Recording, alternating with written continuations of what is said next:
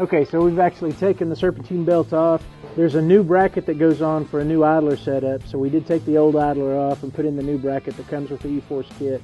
You've got 3 new bolts that go in. They need to be torqued down to 22 foot-pounds. There is a bolt here on the alternator that needs to come out. We're going to show you what we need to do on that side. But we'll put the new idler pulley on, get all the new belt run, and then we'll bolt all this back down. Then we'll start looking at the intake system. So anytime you're working with an open intake system, it's a good idea to go ahead and tape off all the intake ports, just in case a wrench or bolt or anything gets loose from you. You don't want it falling down in intake and having to take the head off to go chase something down. So it's always a good idea to make sure you tape off everything. So we did do that. We're getting ready to get the intake in. We're going to get the belt finished first, and we'll get going.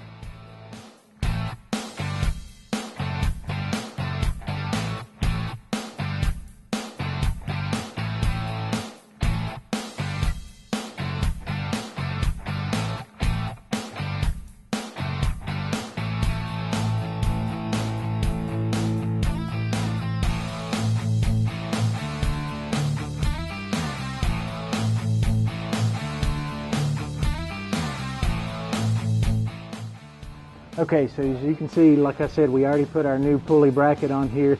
You can see we've actually added 3 new pulleys to the system here. We've got 2 idler pulleys and then the new serpentine pulley here.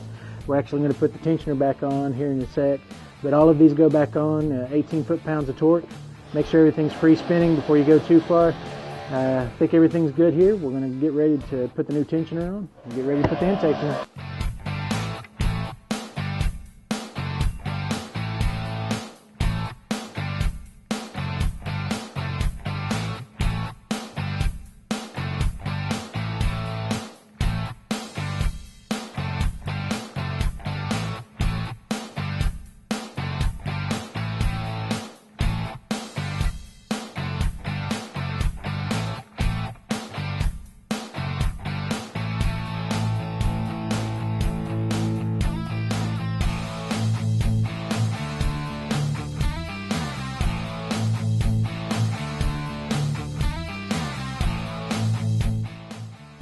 Okay, a couple things I want to cover before we put these intake rails in. You actually do reuse the O-rings off of the old intake that was in the OE system, so make sure you take those out and install them into the intake rails with your E-Force kit.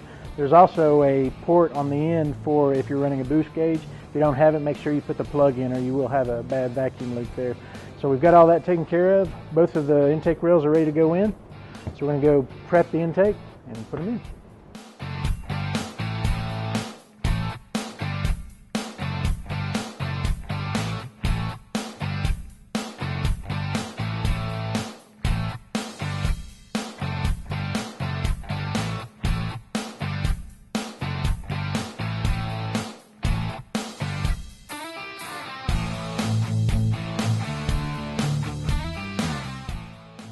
Okay, so now we've installed the intake runners.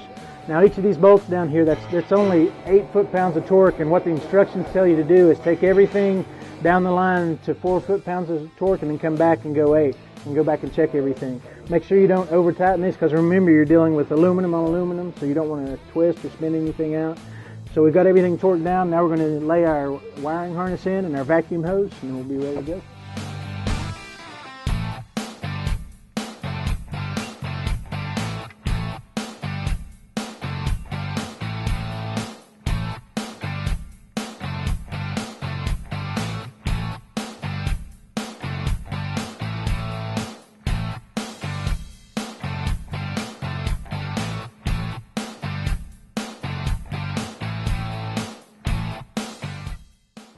Okay, so as I said earlier, the next step was to get your vacuum hose installed. You can see it goes on this side on the intake runner.